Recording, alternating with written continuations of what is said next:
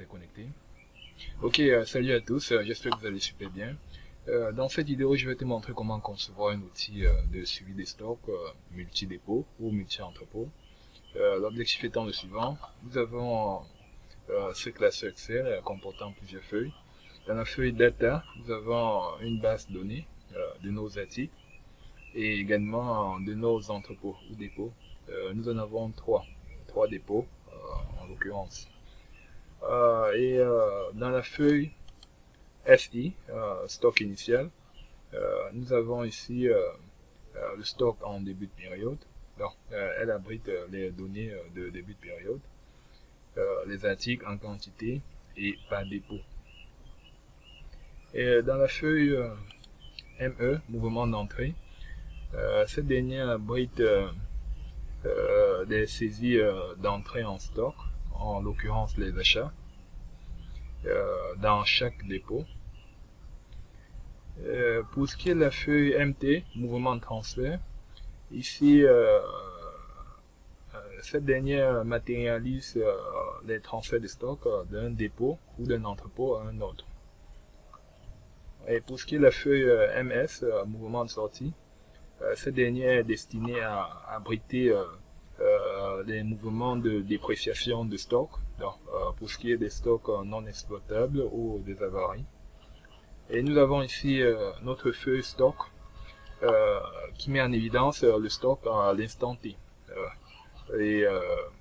Ici, il nous suffit de sélectionner un dépôt et nous avons le stock par article, le stock en quantité de chaque article dans le dépôt sélectionné. Et nous avons cet outil, une macro y est implémentée, un bouton imprimé. Nous avons vu dans une vidéo précédente comment concevoir cet outil.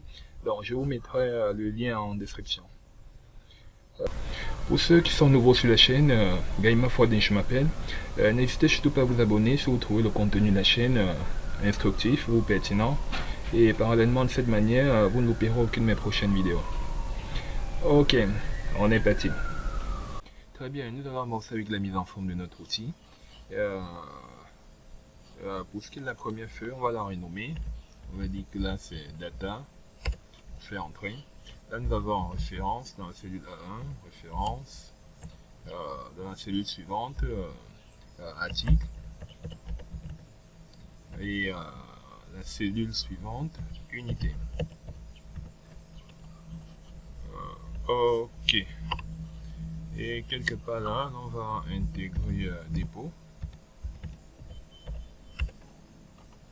Pour accélérer les choses, je vais copier nos articles là. Bien, donc là nous avons nos différents articles. On va sélectionner tout ça et faire un CTRL L. CTRL L, ça nous permet d'insérer un tableau ou une table. On va dire mon tableau comporte des en-têtes, je coche oui et je fais OK. On va agrandir cette colonne. Bien, là nous avons nos différents articles. Pour ce qui est des dépôts, on va dire là nous avons des dépôts entrepôts. On va dire que là nous avons shop Yugi. Ensuite shop Adams.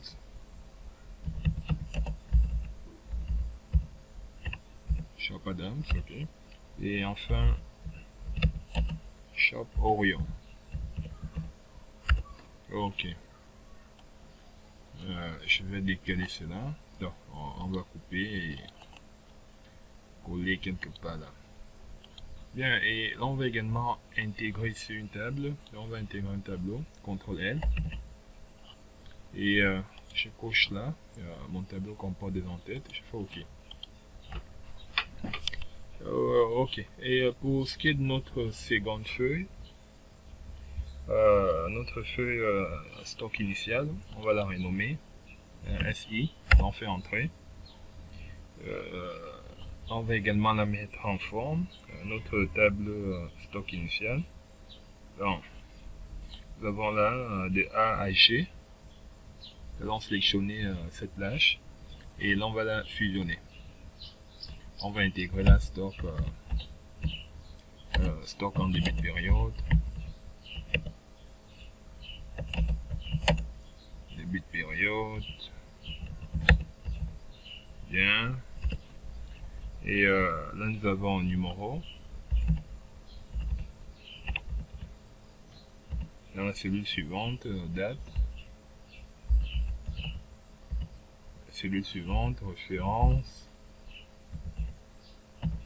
Cellule suivante, article ou désignation. On va dire article. Et ensuite dépôt. Et dans la cellule qui suit, quantité. Quantité, on va abréger cela. Et enfin unité.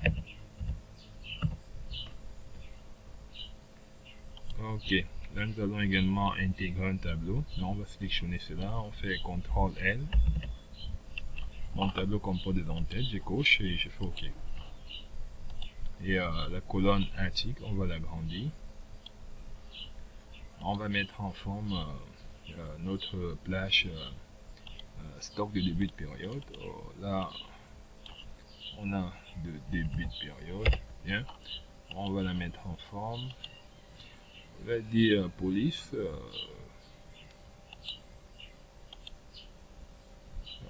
Police. Bon, on peut sélectionner Area Rounded. C'est pas très pertinent. Et là, on va augmenter la taille.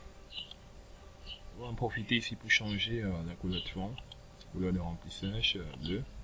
Et couleur du test blanc. Ok. Je pense là. Là, on va centrer article.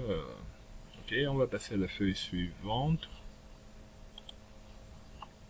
Et ici, on va la renommer également. Feuille mouvement d'entrée. Feuille mouvement d'entrée. Pour nous simplifier la tâche, ici, on va faire une opération de copier-coller. Donc, nous allons copier ce tableau. CTRL-C. Et on va coller notre tableau à ce niveau.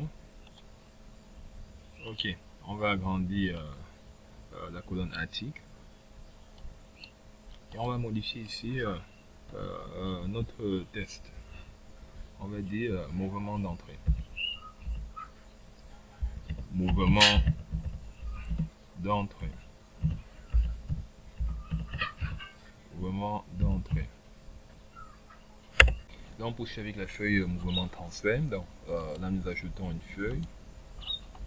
Là, on va la renommer mouvement transfert dans MT. Là, on fait entrer. En A2, on va dire, là, nous avons un numéro. Ensuite, date. Et la référence, article. Ensuite, dépôt de sortie.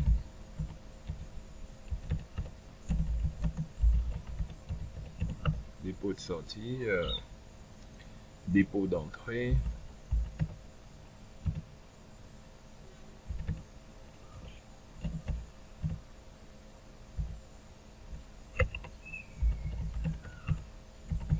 Dépôt d'entrée.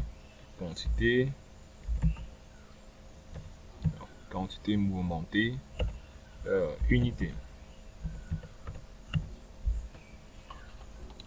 Ok. Là également, on va sélectionner cette plage et on fait un CTRL L. On va intégrer un tableau et là on fait OK. La colonne article, on va l'agrandir. Bien. Et là, nous allons fusionner cette plage de A1 à D1. On va la mettre en forme. On va déclasser identification.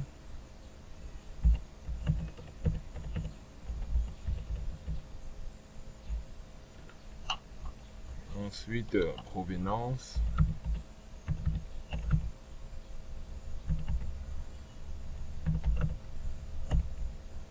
La destination.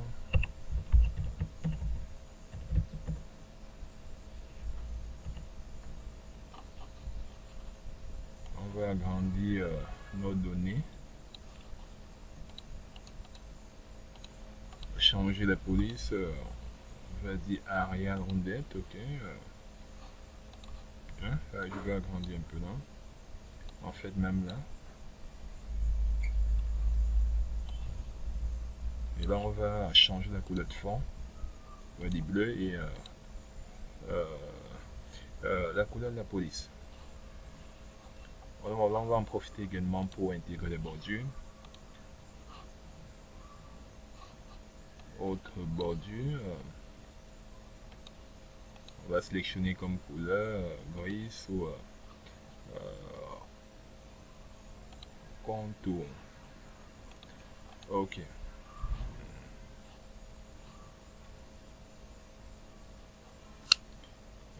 Contour et intérieur. Notre couleur, oui, contour et intérieur. Ok. Là, nous allons fusionner. On poursuit avec la feuille mouvement de sortie ou mouvement de dépréciation. Donc, là, on va ajouter une nouvelle feuille et en profiter pour la modifier, pour la renommer. Donc, on va dire MD ou oui, MD. Et là, pour nous simplifier la tâche, on va tout simplement copier notre table de feuille stock initiale. Donc, on fait un CTRL C, copie, et dans MD, on va faire CTRL V. Bien, et là, j'agrandis ma colonne article. On va dire mouvement de dépréciation.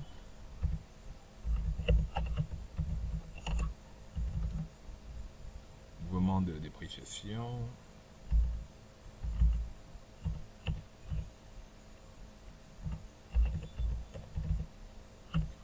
Dépréciation au centime.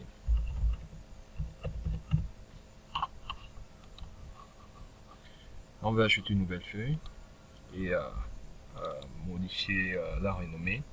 Ici, il s'agit de la feuille stock.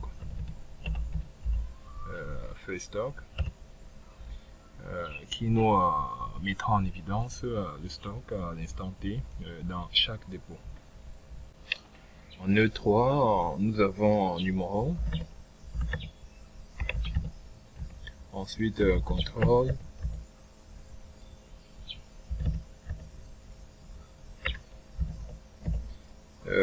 Référence.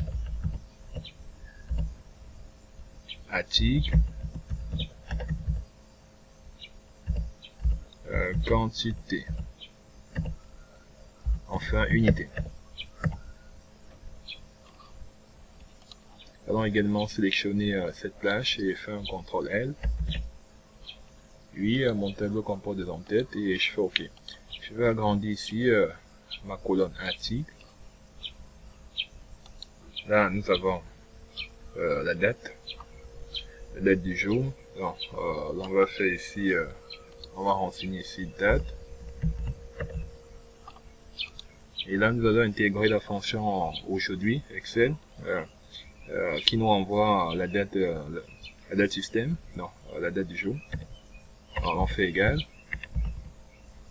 aujourd'hui et nous avons là aujourd'hui. On va fermer la parenthèse.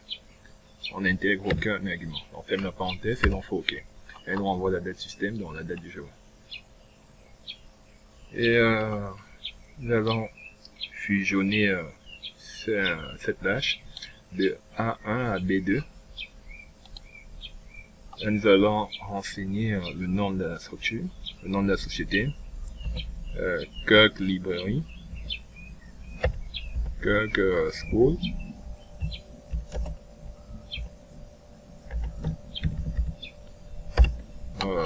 là, nous allons faire un Alt entrée,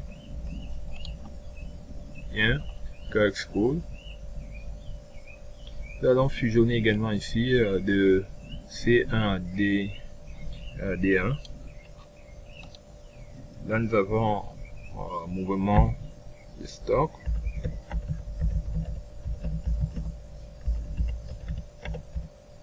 Mouvement de stock. Bien, et nous fusionnons également là de C2 à D2. Cette plage que nous venons de fusionner va nous permettre de faire figurer le dépôt ou l'entrepôt sélectionné. Nous allons à présent mettre cela en forme. Donc, là, je vais passer la couleur de fond en bleu et la couleur de la police en blanc. Là, je vais agrandir taille 14, ok, et changer la police. Bien, et pour ce qui est de mouvement de stock, je vais agrandir taille 16 et changer la police également. La date, je vais agrandir, je vais augmenter la taille du test et la taille 14. On va passer cela en gras et souligner. Là, on va également centrer. Ok. Et quelque part là, nous allons indiquer à l'utilisateur de choisir un dépôt. Voilà, c'est tireur de 6.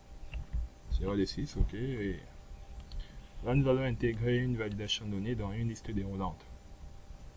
Pour cela, on sélectionne notre cellule et on va se rendre dans le menu données, au ruban données. Et dans les outils de données, là, nous avons validation des données. Non, et dans le champ autorisé, on sélectionne liste. Dans source, nous allons nous rendre dans data et nous allons indiquer ici notre base données dépôt entrepôt. Et l'on fait OK. Là, nous avons nos différents dépôts entrepôts.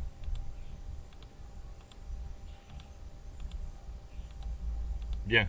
Et pour ce qui est de cette plage que nous avons fusionnée, on va dire égal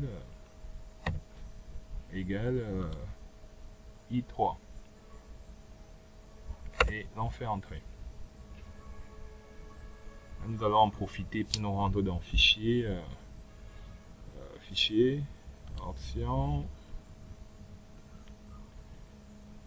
Nous allons ici indiquer dans général, oui, option avancée, bien.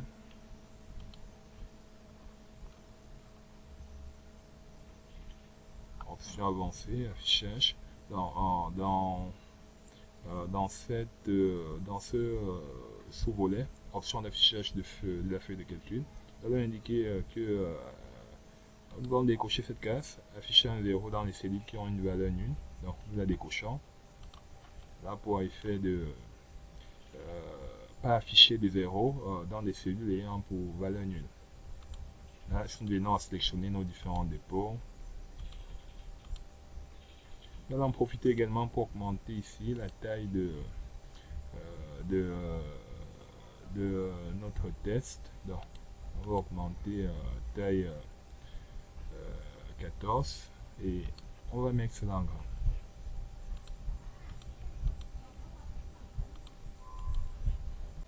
Nous allons à présent intégrer des formules à notre outil de manière à automatiser nos différents traitements et de générer ici, dans la feuille stock, notre stock par dépôt en temps réel. Alors, pour ce, nous nous rendons tout d'abord dans stock initial. Ici, nous allons recourir à la fonction index et quiff. Alors, là, nous faisons égal. Index. Index, elle attend plusieurs arguments. Le premier argument, ici, nous allons indiquer la valeur que nous voulons faire figurer dans la colonne article. Il s'agit ici des articles en effet. Donc, nous nous rendons dans data, dans la feuille data. Nous allons indiquer ici article, dans le champ article. Nous faisons un point virgule et là nous allons recourir à la fonction equif. Second argument, nous allons recourir à la fonction equif. Elle attend également plusieurs arguments, notamment comme premier argument la valeur cherchée. Donc nous retournons dans la feuille stock initiale. La valeur cherchée ici c'est la référence, point virgule. Le second argument, tableau de recherche, donc nous retournons dans la feuille data, tableau de recherche, donc où est-ce que la recherche s'effectuera? C'est dans ce champ, dans cette colonne, dans la colonne référence. Donc, nous sélectionnons point virgule. Le dernier argument, il s'agit d'une valeur logique. Donc, nous allons sélectionner 0 pour correspondance exacte. Et nous fermons la parenthèse. une première fois pour ce qui est de la fonction equif et une seconde fois pour la fonction index dans son intégralité. Et là, je vais faire entrer. Cela nous renvoie une syntaxe erreur, c'est normal parce que la recherche a été effectuée sur la base de ce champ vide et elle n'a pas abouti. Mais si l'on vient enseigner une référence là, nous allons renseigner une référence, je pense que la recherche aboutira, ok. Et là, ça nous renvoie champion en français, 6e, ce qui correspond bien à notre premier article. Alors, pour faire simple, nous pouvons ici intégrer une liste déroulante. Donc, nous allons nous rendre dans données, et là, nous avons validation de données. Nous allons faire liste dans le champ autorisé. Dans le champ source, nous allons indiquer nos références. Non, ok. Nos références. Et nous faisons OK. Voilà, nous venons à sélectionner des références. La recherche a abouti en effet. Alors ici, pour pallier à cette syntaxe erronée envoyée par le système, nous allons recourir à la fonction si erreur. Donc là, nous nous positionnons devant index. Nous allons faire si erreur. Elle attend deux arguments. Donc, le premier argument, c'est notre formule index. Et le second argument, nous allons ici renseigner apostrophe de 3, donc deux apostrophes de 3, pour indiquer à Excel de nous renvoyer le vide dans le cas où la recherche n'aboutit pas. Et nous faisons OK. Alors ici, si on supprime nos références, Excel nous renvoie le vide au lieu d'une syntaxe erronée. Ok, nous allons faire de même pour ce qui est de mouvement de stock. Alors là, nous avons égal index. Nous allons indexer le champ article, point virgule. Nous revenons dans mouvement d'entrée. Là, nous avons equif. Nous avons equif comme second argument. Et valeur cherchée, nous allons indiquer les références, point virgule, tableau de recherche. Nous retournons dans data. Nous indiquons la colonne référence, point virgule. Dernier argument, nous allons indiquer 0 pour correspondance exacte. Nous fermons la parenthèse et là nous allons indiquer, nous allons intégrer notre fonction si erreur. Si erreur, point virgule. Demander à Excel en cas d'erreur, tu nous renvoies un champ vide.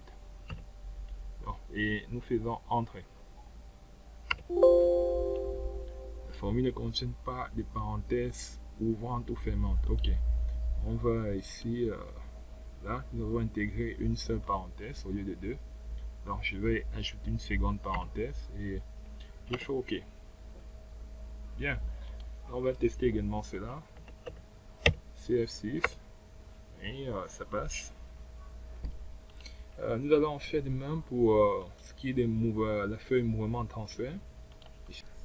Nous allons recourir ici à la fonction recherche V au lieu de index equif. Bon, là nous faisons égal recherche V. On a la recherche V proposée par l'assistant. Elle attend plusieurs arguments, notamment 4 arguments. Le premier argument, la valeur cherchée. On va indiquer la référence et l'on fait un point virgule. Le second argument, la table et la matrice. Nous allons nous rendre dans la feuille data. Nous allons sélectionner tout notre tableau. Alors, nous sélectionnons tout notre tableau de A2 à C9. Et point virgule. Le troisième argument, il s'agit du numéro de colonne contenant la donnée que nous aimerions que le système nous renvoie. Nous aimerions que le système nous renvoie à article, le champ article. Donc là, il s'agit de deuxième colonne. Alors, nous allons indiquer 2. Le dernier argument, valeur logique. Donc, nous allons indiquer vrai. On peut indiquer vrai ou 0 pour correspondance. Vrai ici correspond à correspondance approximative. Nous, ce qui nous intéresse, c'est correspondance exacte. Donc, on peut indiquer 0 ou faux pour cela. Dans l'un ou l'autre des cas, ça passe. Là, on va fermer la parenthèse. Et avant de clôturer, avant de valider entrée, on va intégrer notre fonction si erreur. Si erreur, point virgule, 2 apostrophes de 3 et là on ferme la parenthèse. Là, on va faire entrer. Allons tester cela, voir si ça passe. Là, nous avons CF chromatique, CHD, CSF1, non, on va dire CHD, CFS1, là, ça ne correspond pas, CSF1, ok.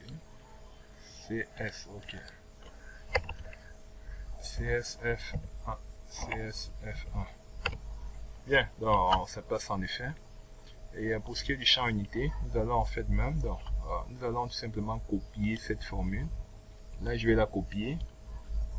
Donc, CTRL-C. Et puis, je me rassure de faire entrer pour ne pas modifier ma formule précédente. Et je me repositionne dans la cellule unité, dans H3. Là, je me rends dans la barre de formule.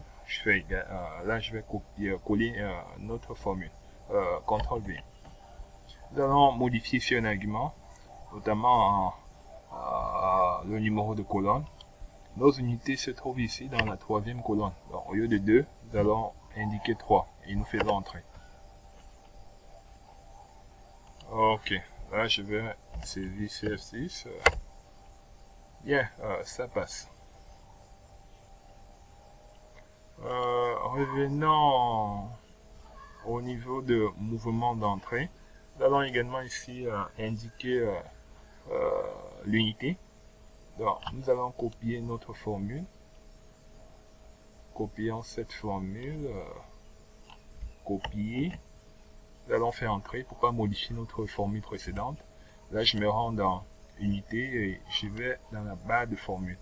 Là, je vais coller. Et ici, le premier argument d'index, donc tableau 1, article. Je vais plutôt indexer mon champ unité. Donc, je vais plutôt indexer ce champ. Donc, c'est la seule modification à faire et je fais entrer. Là, nous avons nos unités également qui sont automatisées. CHD. CHD. Ok, ça passe.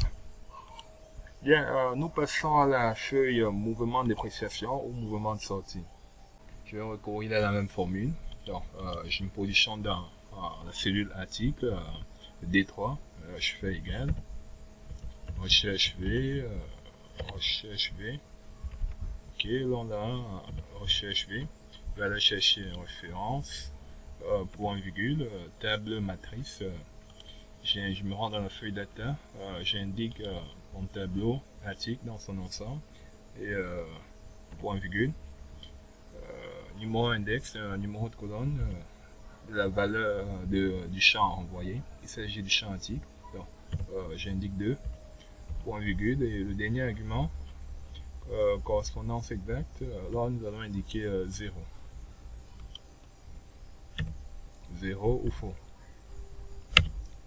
Et j'intègre là ma fonction si erreur avant de valider entrée. Donc, si erreur, point virgule. 2 apostrophes et je ferme la parenthèse et entrée. Là, nous pouvons intégrer validation de données, liste et source, référence. Je vais sélectionner mes articles. Bien. Là, on va en fait même pour ce qui est unité. Là, je vais tout simplement copier cette formule et modifier l'argument numéro de colonne. Moi, je me positionne là, dans la barre de formule, je fais coller. Et l'argument numéro de colonne, je vais indiquer 3, puisque nos unités se trouvent dans la troisième colonne.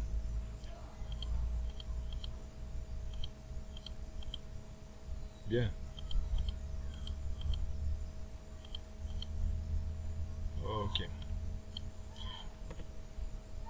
Bien, et là on va passer à présent à la feuille stock.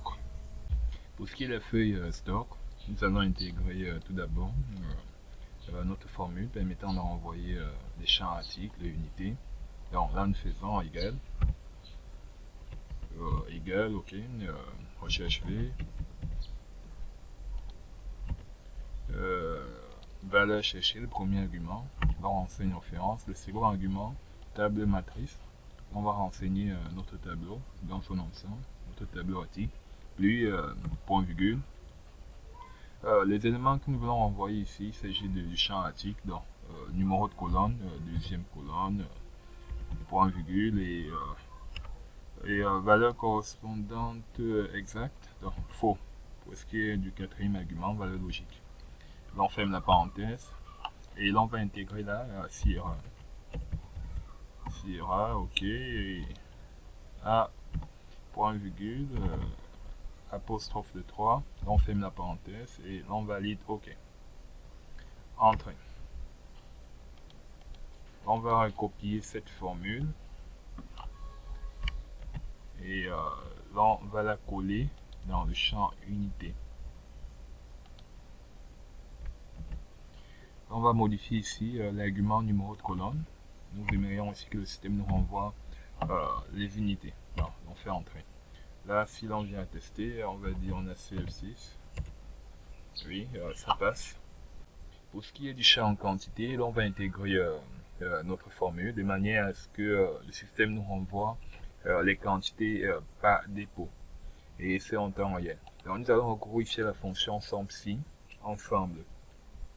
Elle nous renvoie la somme d'une plage en fonction de certains critères préinitialement définis. Donc là, nous allons faire égal et on fait SOMPSI. SOMPSI, on a SOMPSI ensemble. Le premier argument ici, on va indiquer la plage somme. Donc, nous allons tout d'abord ici prendre en compte dans notre formule le stock initial. Donc, pour ce, on se rend dans la feuille stock initiale. La plage assommée ici, c'est quantité. On fait point virgule. Le second argument, il s'agit de la plage contenant notre critère. La plage contenant notre premier critère ici, il s'agit de la plage référence, toujours dans la feuille stock initiale. Donc, on sélectionne. Et le troisième argument, il s'agit du critère 1. Donc, nous allons retourner ici dans la feuille stock pour renseigner notre critère 1. Donc, notre premier critère se trouve forcément là, dans notre plage référence. Donc, on va sélectionner notre premier critère. On fait point virgule. Nous allons renseigner notre seconde plage critère. Notre seconde plage critère. Pour cela, on retourne dans la feuille stock initiale. Ici, on renseigne comme seconde plage critère la plage dépôt. Point virgule. Et là, on va retourner dans la feuille stock pour renseigner ici notre second critère. Notre second critère ici qui est le dépôt sélectionné. Là, on le sélectionne et là, on va veiller ici à y intégrer à le fichier avec les dollars, donc F4. Et là, on ferme la parenthèse. Là, on va faire entrer. À ce stade, notre formule ne prend en compte que le stock initial. Donc, nous allons reproduire ce que nous venons de faire pour ce qui est des entrées. Donc, les entrées viendront en plus. Et pour ce qui est des mouvements de transfert, les mouvements de transfert viendront en plus et en moins. Donc, pour ce qui est des pots de sortie, cela viendra en moins. Et pour ce qui est des éléments figurant dans des pots d'entrée, cela viendra en plus. Et mouvement de dépréciation viendra également en plus dans notre formule. Là, on va avoir une meilleure vue d'ensemble de la situation en intégrant cela ici dans notre formule. Donc, là, on sélectionne notre formule, on va faire plus, somme si ensemble, plage assommée. Là, on se rend plutôt dans mouvement d'entrée à présent. La plage assommée, il s'agit toujours de quantité. Là, on va faire point virgule. Notre plage premier critère, il s'agit de la plage référence, point virgule. Notre premier critère, donc on retourne dans la feuille stock, on va renseigner notre première référence, point virgule. Notre plage critère, notre deuxième plage critère ici, là on retourne dans la feuille mouvement d'entrée, là on va renseigner la plage dépôt, point virgule. Notre second critère, là on retourne dans notre feuille stock, on va renseigner le dépôt sélectionné. Et là on va figer, donc on va fixer cela avec la cellule avec F4. Donc on ferme la parenthèse. Là on va faire entrer. À ce stade, notre formule, elle prend en compte le stock initial et les mouvements d'entrée, et ce pour chaque dépôt. Là, on peut tester cela. Donc, là, on va faire quelques entrées. Ici, on va dire CF6, également cet article, le dépôt. Donc, là, nous allons intégrer tout simplement une validation de données. Validation de données. Là, nous allons intégrer notre liste déroulante de dépôts.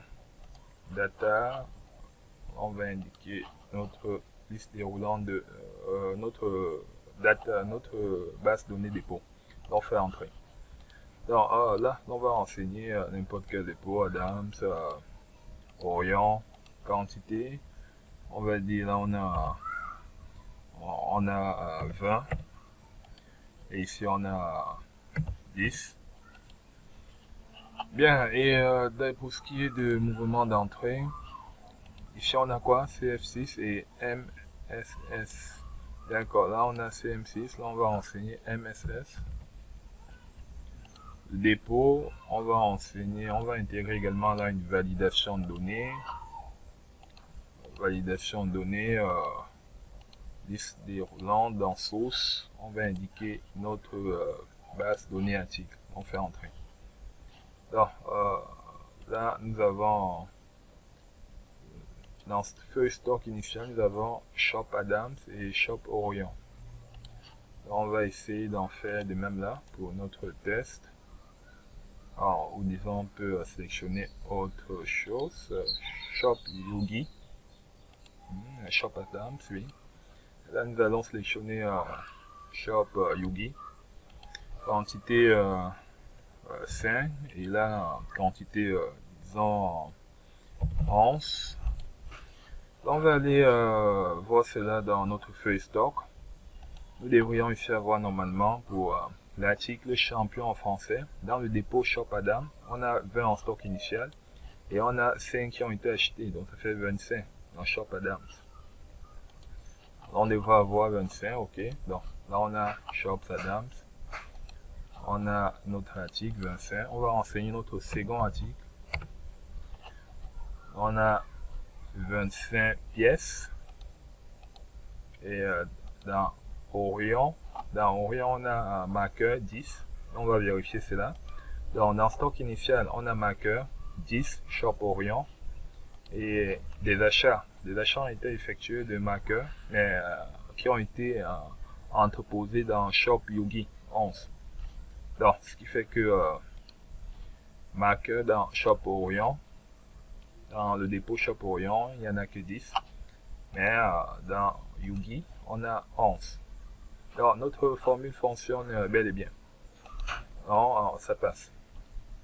Bien, nous allons à présent intégrer les mouvements de transfert. Donc, je vais agrandir légèrement ici ma barre de formule.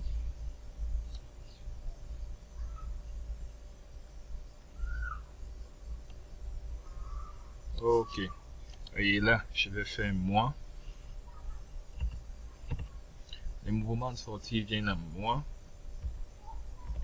On a somme ci. Ensemble. Ok. La plage assommée, je me rends dans mouvement, dans la feuille mouvement transfert. Je vais indiquer ici la plage quantité. Point virgule. La plage contenant mon premier critère, il s'agit référence. La plage référence, point virgule. mon premier critère, je retourne dans ma feuille stock. Je vais ici indiquer ma première référence, point virgule. La plage second critère, donc deuxième critère, je retourne dans mouvement de transfert, feuille de mouvement transfert. Là, je vais indiquer ma plage dépôt de sortie, point virgule. Ma plage et mon second critère, je retourne dans feuille stock, je vais indiquer le dépôt sélectionné et que je vais figer à l'aide des dollars. Ok, et là je vais fermer la parenthèse. Là, on va faire plus somme ci ensemble,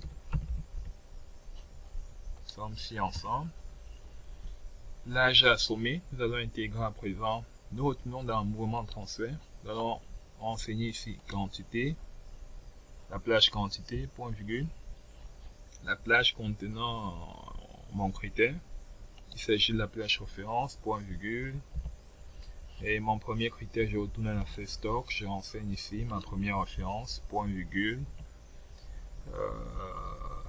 ma plage second critère, je retourne ici dans mouvement transfert, je vais renseigner dépôt d'entrée, point virgule, mon second critère, je retourne dans feuille stock, je vais renseigner le dépôt sélectionné que l'on va figer avec des dollars. Là on fait F4, ok, et là on va fermer la parenthèse, on fait entrer. Alors là nous, à ce stade, nous venons d'intégrer dans notre formule le stock initial. Donc chaque article, son stock initial est récupéré. Et, les mouvements d'entrée viennent en plus. Donc mouvement d'entrée ou achat pour chaque article viennent en plus. Pour ce qui est mouvement de transfert, les sorties viennent en moins. Dans chaque dépôt. On a les sorties qui viennent en moins et les entrées qui viennent en plus dans chaque dépôt.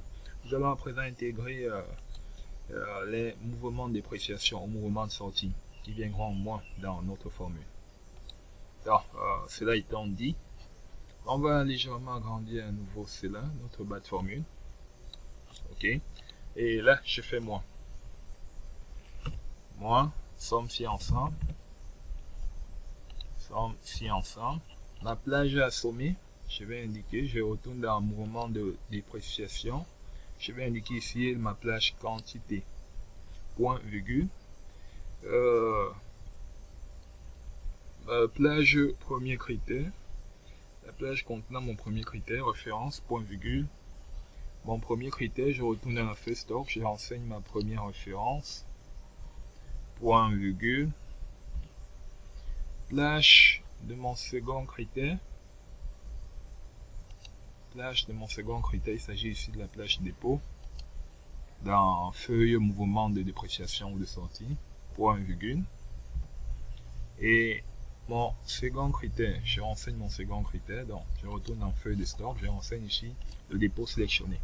Là, je vais le figer, cette cellule à l'aide des dollars, donc au fond F4. Et je ferme ma parenthèse, je fais entrer. Notre formule est à présent complète. Alors, nous allons tester cela. On va retourner dans stock initial. Là, nous avons champion en français, 6e, 20. Bon, là également, je vais avoir champion en français, stock initial et champion en français. Donc, là, on a champion en français dans Shop Adam, 20 unités comme stock initial. Là, unité, on n'a pas intégré notre fonction recherche V ou index equif pour que cela nous renvoie l'unité. Quoi qu'il en soit, on verra ça ultérieurement. Alors, Adams, on a 20. Shop Orient, on a 10. Et Yugi, on va dire on a 5. Ok. Les dates, on peut aussi les renseigner ultérieurement et les numéros, c'est pas très pertinent pour ce test. Mouvement d'entrée, on va prendre le même article pour simplifier la chose. Dans CF6, Adams, on a 5 qui entrent. Yugi, on a 11 qui entrent. Et Shop Orient, on a disons 5 qui entrent, ou disons 6. Mouvement de transfert. On va dire, là on a CF6 partout. Dans champion français. On a dans dépôt de sortie, on va intégrer les validations de données. Validation de données, on va intégrer notre liste déroulant dépôt pour faciliter la tâche. Source, data, feuille data, on leur enseigne nos différents dépôts. On fait OK. On va faire pareil ici pour dépôt d'entrée, validation de données. Dans autorisé, liste, dans source, dans le champ source, on retourne dans la feuille data, sélectionne le champ source, on retourne à la feuille data et on sélectionne notre base de données dépôt. On fait OK. Donc là nous avons un champion en français. On va dire ici le dépôt de sortie c'est Adams, le dépôt d'entrée ou dépôt bénéficiaire c'est Yugi. Donc on a 10 unités. On a 10 unités qui sortent du dépôt Adams pour le dépôt Yugi. Et on a parallèlement, là on a Orient. On a des sorties d'Orient pour le dépôt de Yugi. Bon, pour le dépôt d'entrepôt Yugi toujours. On a également 10 unités qui sortent d'Orient, qui sortent du dépôt Orient pour le dépôt bénéficiaire Yugi. Ok, pour ce qui est mouvement d'appréciation, on peut même les laisser. Donc, allons voir cela. Champion français. Champion français dans le dépôt Yugi, on en a 36. Donc, on a stock initial. Champion français Yugi, on a 5. Mouvement d'entrée dans les achats. Pour ce qui est des Yugi champion français, on a 11. Donc, 5 plus 11 fait 16. Mouvement de transfert, on a des sorties pour le dépôt Adams au bénéfice du dépôt Yugi 10, on est à 16, donc cela fait déjà 26. Et on a des sorties du dépôt Orient pour le dépôt Shop Yugi 10 également, ce qui passe à 36. Mouvement de dépréciation, on n'en a aucun, donc ce qui correspond bien à 36. Donc notre formule est correcte. Et dans le dépôt Adams, voyons voir ce qu'on a. On a 15 pièces de champion en français suivien. Donc, voyons voir cela. Adams, en début de période, on a 20 unités. On a 20 pièces. On a des achats de 5 pièces, ce qui fait 25 pièces. Et on a des sorties d'Adams pour Yugi, 10 pièces. Donc, en 25 moins 10, cela nous donne 15. Donc, ce qu'on a là, donc notre formule est correcte. Et pour ce qui est du dépôt Orient, il nous reste 6 pièces. Donc, en début, dépôt Orient, en début de période, on a 10. On a des achats, dépôt Orient de 6, ce qui nous fait 16. Et on a des mouvements de transfert d'Orient pour Yugi, 10, donc 16 moins 10, ce qui nous donne 6. Donc notre formule est correcte, elle fonctionne en effet. J'ai enrichi nos données et j'ai enrichi nos différentes tables, stock initial, mouvement d'entrée, mouvement de sortie. Bon, et là nous avons le stock en temps réel dans chaque dépôt.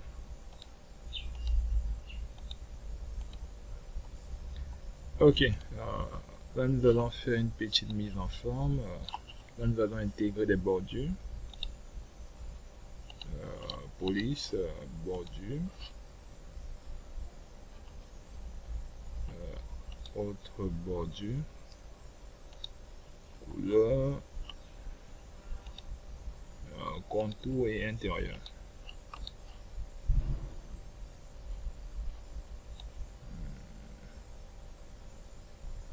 Là, tout cela est fusionné.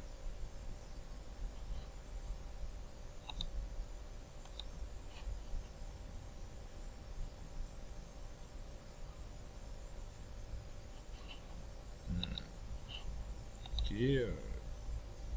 tout cela est fusionné. Là également. Ok, nous allons intégrer un petit bouton ici pour l'impression de notre état. Donc là, nous rendons dans le ruban insertion, dans le menu insertion, forme. On va sélectionner cette forme.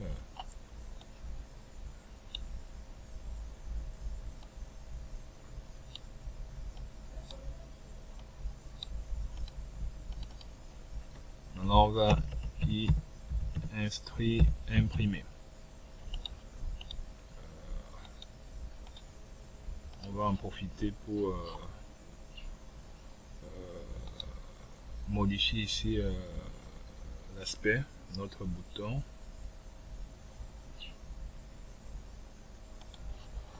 Et le test, on va le mettre en gras. Police, bon, le gras, on peut laisser le gras. On va l'agrandir et le centrer. Ok. Et pour ce qui est du quadrillage, affichage, on va faire affichage et on va enlever le quadrillage. Nous allons y intégrer une bordure.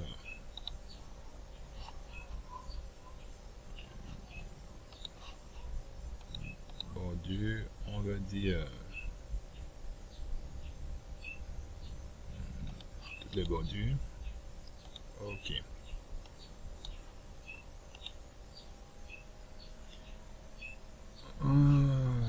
Bien. Et là, nous avons une macro accrochée. Impression. Non.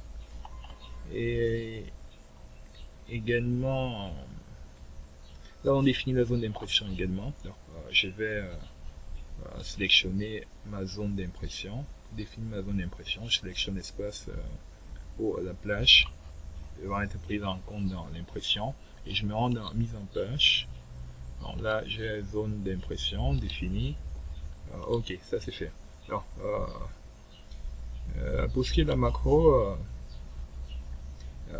elle va atterrir, elle va nous générer un fichier PDF dans notre état sous format PDF.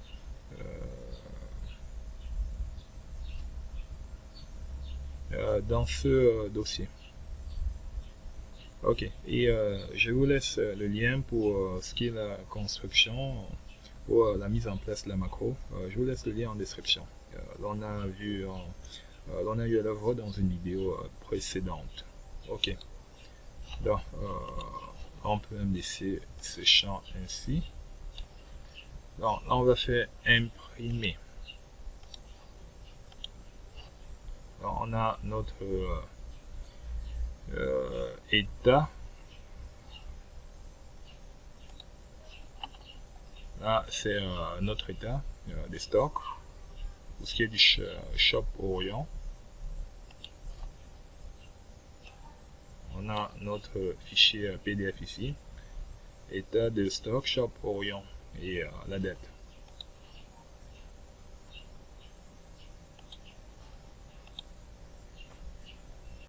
Bien. C'est tout pour cette vidéo les amis. Si tu as aimé, like, abonne-toi et je te dis à très bientôt dans une prochaine vidéo. À la plus.